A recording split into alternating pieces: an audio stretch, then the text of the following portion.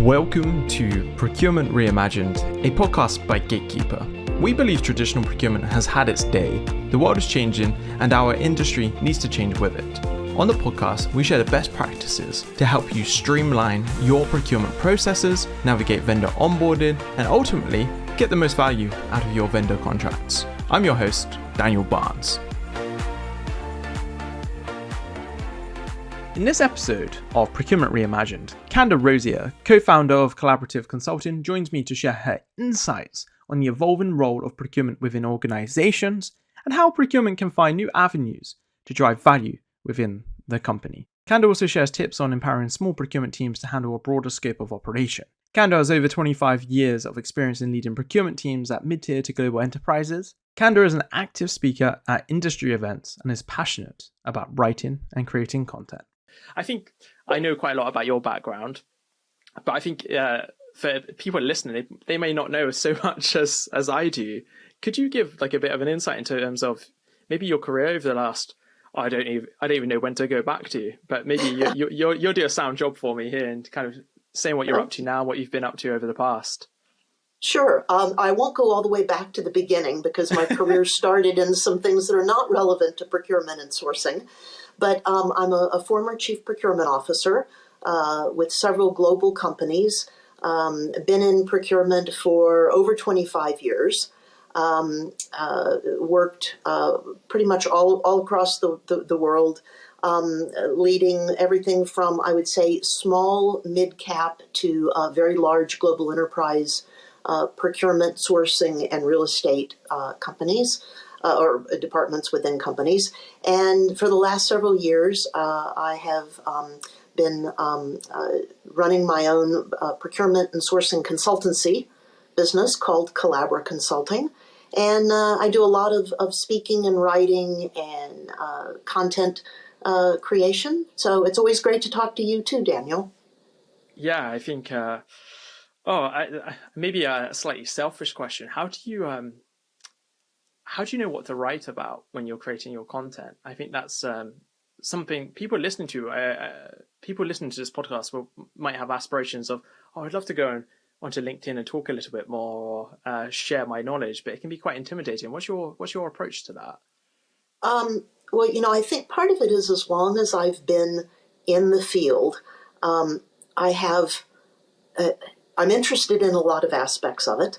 I follow the industry a lot, maybe obsessively, and when you do that, it seems like there's always something that catches my attention, and sometimes it's things that I really feel passionate about, and I want to add my thoughts on or add my encouragement for. Sometimes it's things that bring out the contrarian in me, where I hear something or see something and I think, wow, I wonder if we're going down a rabbit track as an industry here. And writing's always been very easy for me. So content is just another form of that, whether it's written or whether it's talking with people like yourself.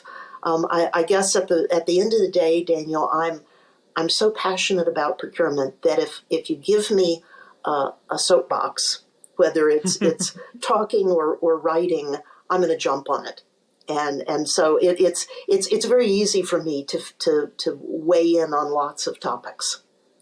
Yeah, the contrarian point's really interesting. I've just been reflecting this week on like the last year of my content and just been going over it, and I almost felt like, maybe I'm getting to that point where I'm becoming overly biased with my views. And I need to self-challenge those views and incorporate a lot more contrarian sort of, from my current perspective, content into what I'm reading and viewing. So I've just started doing that and collating all of this information that maybe I don't necessarily agree with right now, but maybe it's because there's a lack of understanding or a lack of knowledge. And it's been quite eye-opening. And that was really cool. I like to pry into other creators and how they're doing things, especially someone like yourself there. And kind of what I'd be really interested to kick this off with really is, what do you think's coming procurement's way in the next year, 2023? I think by the time when we go live with this episode, we'll be probably into January of 2023. We're recording maybe a week or so before Christmas right now. What do you think's coming our way as a profession? Any challenges, obstacles? I'll leave that quite broad for you there to share some thoughts. Well, I think one of the biggest, if not the biggest challenge that we as procurement professionals are going to have, and by the way, I think that business leaders in general are going to have, is what happens with the economy.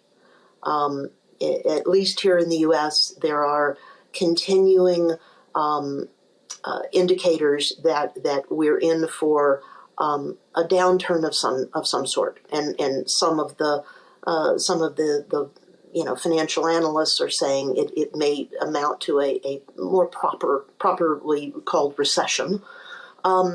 That's going to affect us as sourcing professionals because companies will have to do belt tightening. I mean, we've seen this, it's a cyclical thing. We're all used to it. But doing that belt tightening so soon after emerging from the pandemic, I think is going to add some real challenges. Because at the same time that companies are going to look to tighten their belts and therefore say to procurement, save me more, renegotiate contracts, change supplier payment terms, whatever the reactions of procurement might be, I think companies are also saying, but we've come out of the recession, we want to grow. And I think there's going to be an interesting balance or a tug of war, if not a balance, between how does procurement help support companies growing and how do they help them with cost containment and reacting to whatever the downturn might be. Yeah, it's a really interesting way of looking at it, isn't it? We've had enormous pressures over COVID and a lot of challenges, resilience, continuity of supply, those kind of things were paramount. They were extremely challenging to get right. And now, yeah, like we've got this need for growth post-pandemic, but also this incredibly complex economic situation where businesses are going to expect procurement to kind of get back to their foundation and save some money where they can. But at the same time, that need to grow is there. Is that an indicator, Canda, of procurement's role broadening in some ways? Because what I've noticed over the last year or so is more and more conversation around how does procurement contribute more to whether it's value generation or creating income or revenue streams. Is that an indicator there, or is that something that you've picked up on? I think procurement's role has broadened. Some of that has been out of necessity. The pandemic certainly pointed out for a lot of companies that procurement was more than just buying things. And I think pre-pandemic, there were, particularly if you look at companies who were more service-oriented, companies not manufacturing, procurement was viewed as the department that bought things for us. And yeah. During the pandemic, I think procurement's role in looking at supply chain, even for indirect purchasing, became highlighted. The fact that procurement got very involved in things that would have been considered almost ancillary, which was everybody's working from home, companies changed what they need. And they suddenly needed things to support a remote and work from home workforce, and procurement was somehow right in the spotlight for being able to assist with that. And so I think that there was a natural broadening of procurement scope. I think that, as you've said, over the pandemic, companies also started looking for alternative ways to not just cut their costs, but to grow and to add revenue streams. And in a lot of companies, procurement became more involved with that. And then I think if you add into that there's been even certainly pre-pandemic an increasing recognition that companies have to put a huge emphasis on risk management, governance, all of the types of things, whether it's cybersecurity or regulatory, and the pandemic brought some new aspects of that, particularly around health and safety and that sort of thing. And procurement, I think, has begun to find themselves increasingly involved in things like risk and governance, which, by the way, I think is a great transition. It's a great evolution for our profession. So I may have wandered off topic. I'm not sure if I answered that or not.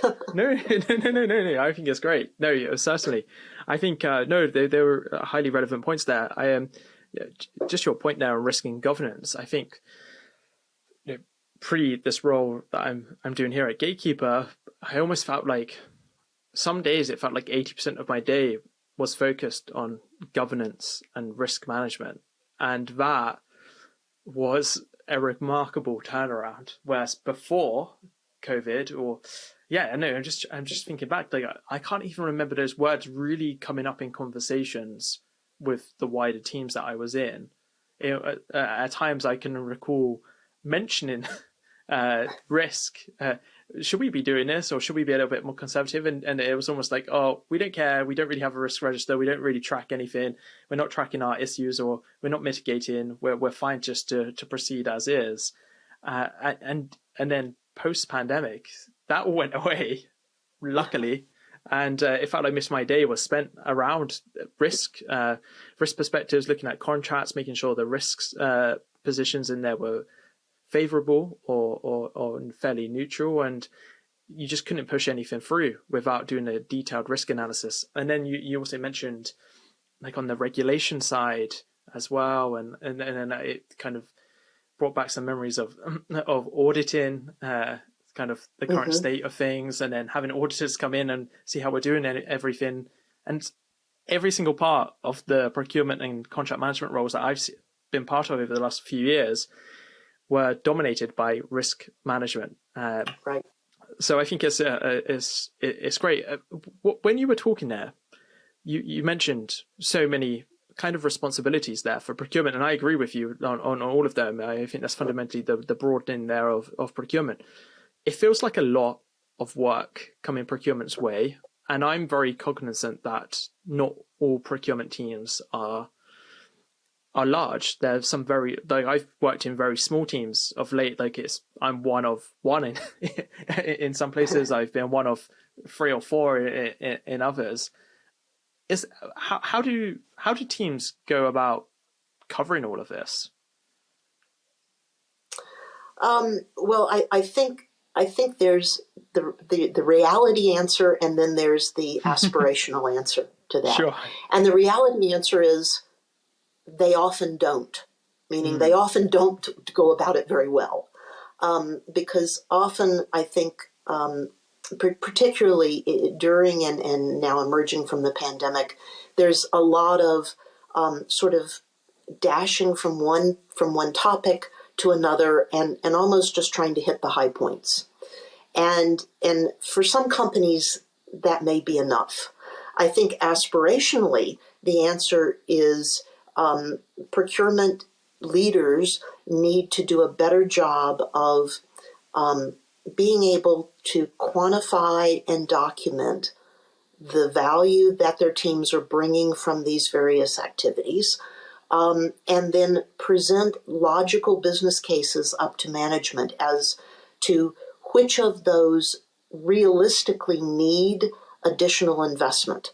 And that investment may be in additional resources. It may be in use of outside consultancies. It may be actually in going through that process and maybe demonstrating to the corporate management that certain functions actually may not have quite the ROI that everybody thought they did. Now, sometimes with governance, you have to do things regardless, right, from a statutory, regulatory standpoint. But there are activities that I've seen procurement get drawn into that probably are nice to haves, not must haves. Yeah, that's a good point, right? Like evaluating everything that your team is doing in the first place to make sure you've got no waste, or Right. no team member is working on something that perhaps is better placed somewhere else in the business or just not done at all, is actually a really good suggestion. I know. I know. Yeah. Before we were. And it, Yeah. Go. I was going to say just one more thought on that, if I can. Yeah. Of That I course. think that that increasingly procurement teams and the leadership of procurement teams are and should be recognizing that our industry is full of all kinds of emerging technologies. And a lot of those technologies are going to let your teams work smarter, faster, more efficiently, and more accurately. And a lot of those solutions actually are pretty low cost. And procurement leaders who will look at those emerging technologies and see which ones actually can help them can probably figure out how to do more of this myriad of functions that procurement's being looked to get involved with. And so I would say looking at how to embrace technology as a way to deliver more with less is something that procurement leaders are going to need to continue to focus on. It's like you read my mind, Canda, because that was exactly what I was going to ask you based on what we were talking about before we went live. Your point there as well on price is something that maybe over the last couple of years that I looked at was, in short, it was like, how much does it cost to bring a procurement professional on board? And maybe I'll give like some actual numbers here. From a UK perspective, it could have been anywhere between 40 and sort of £70,000, and that's in terms of a yearly salary. And then you add in pensions and everything else that comes with that, the cost of hiring, and so much. Or can you look at some sort of procurement tech?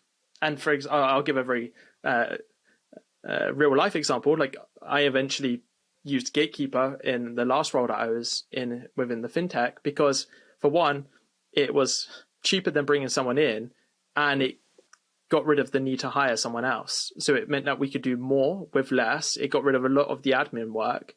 And I just found that to be like such a turning point in how to structure a team, because maybe before that point, and I think we're all aware that the procure tech space in general has been kind of dominated by like a big six or big eight or of some sort for quite some time.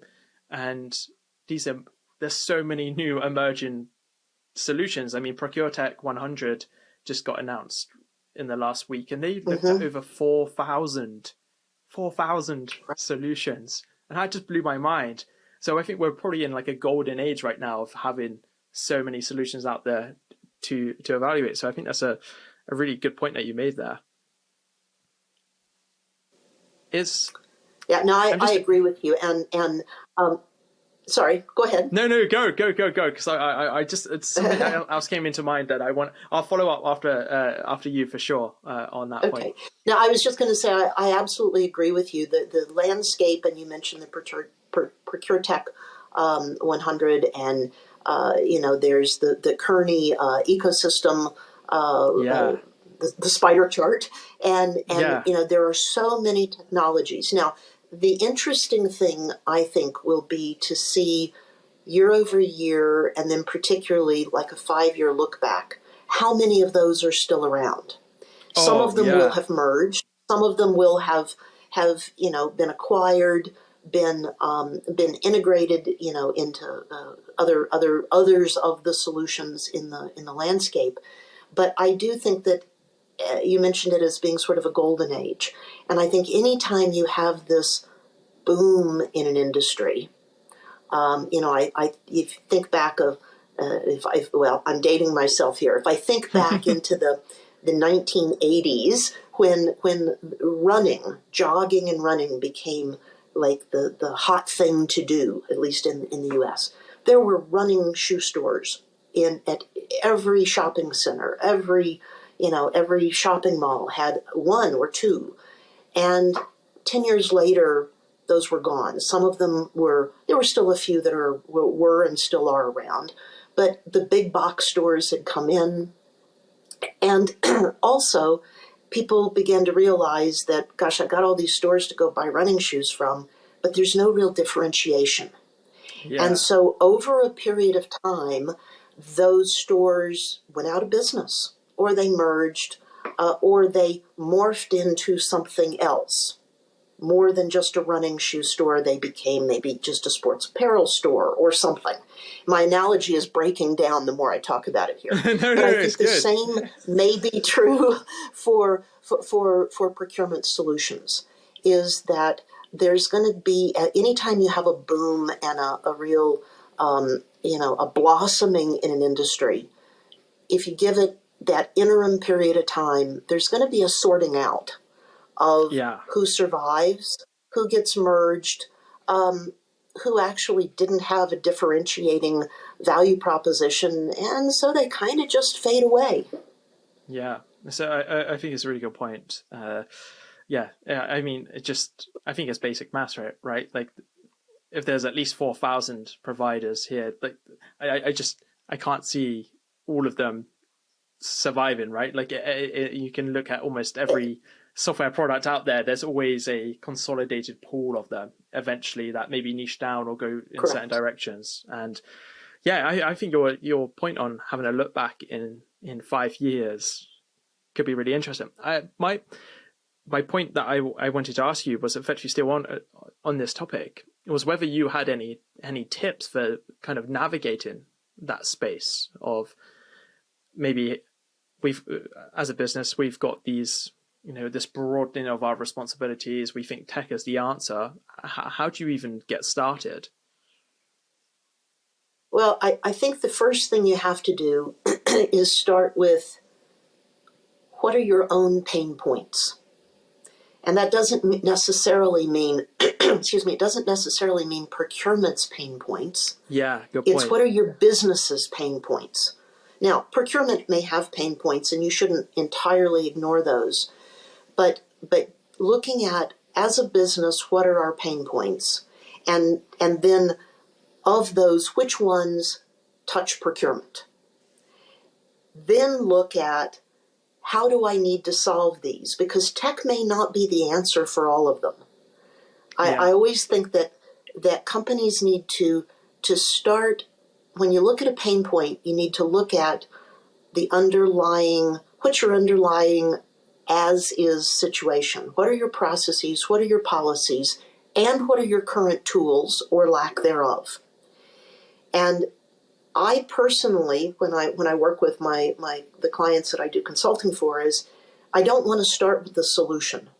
I want to start with understanding the problem. And the last thing you want to do is go get a solution, a system to bring in and connect it to lacking or broken processes. Because if you do, you're going to end up with just a new automated solution that still automates broken processes. So I think that my tips would be, start with your pain point, your company's pain points. Start with prioritizing those pain points. Then look at, what's your current scenario, and again, it's process, it's policy, before you then look at, what's the automation, what's the system, what's the tool, and then you can start to look at the solutions. And the other tip I would have is, don't become enamored by the shiny, sexy thing that's out on the market, because there's loads of those, as you and I know. And shiny and sexy often is not what you need. Sometimes what you need is practical, easy to use, robust, and fit for purpose. Yeah, I think that's incredibly sound and pragmatic advice there that so many could probably do with, because I think this is my thoughts across the next year or two is that more and more procurement professionals will be looking out there just to try and find some sort of solution once they've kind of done those steps that you mentioned there, which is where are things not quite working? Have we fixed them as best we can internally beforehand?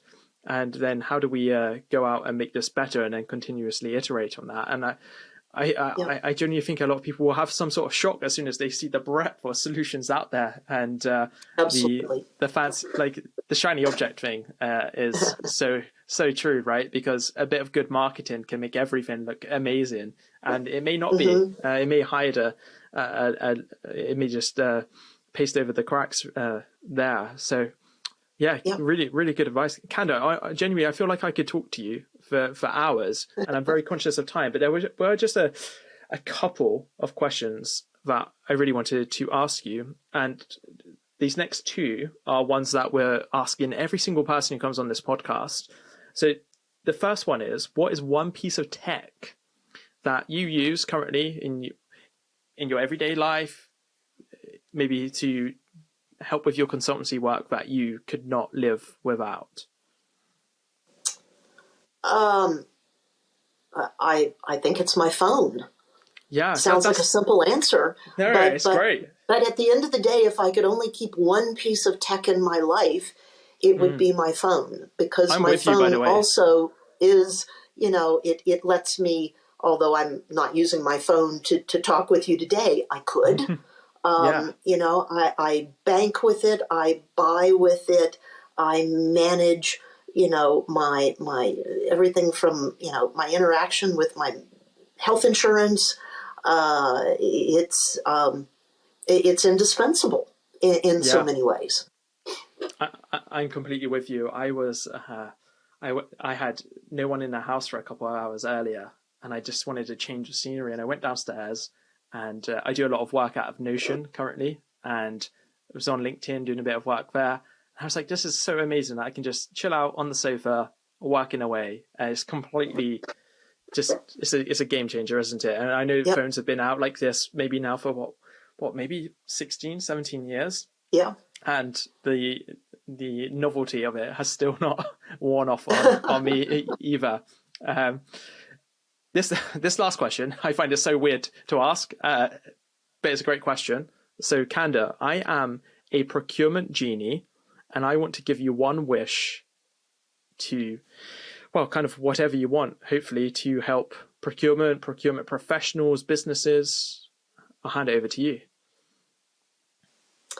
My one wish would be, and I'm saying this from the perspective of, where I am in my life and career, my one wish would be that that our profession is still able, and maybe increasingly able, to draw the best and the brightest new talent into our field.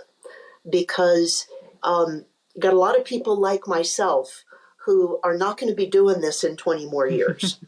And I'm being very generous with that number there. But as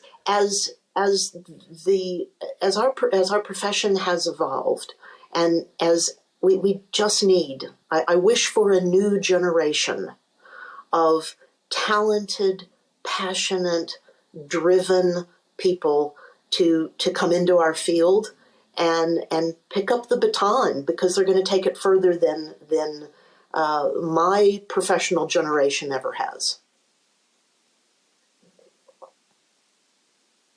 Yeah, no, that's. I can only agree with you on that wish as well. As I find myself now in my 30s, I suddenly think, wow, I'm not actually one of the young ones anymore. And it'd be great to see some Gen Z people coming through and just crushing it. But Canda, this has been a wonderful conversation. I just wanted to say thank you for coming on and just distilling so much knowledge in such a short space of time. I really appreciate it. And Daniel, thanks for having me. It is always a delight to talk to you, and I'll look forward to being able to do it again sometime.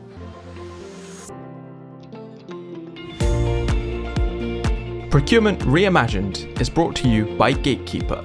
To find out more about Gatekeeper and how our vendor and contract lifecycle management solution is delivering visibility, control, and compliance to our customers, visit www.gatekeeperhq.com. And then make sure to search for Procurement Reimagined in Apple Podcasts, Spotify, and Google Podcasts, or anywhere else that podcasts are found.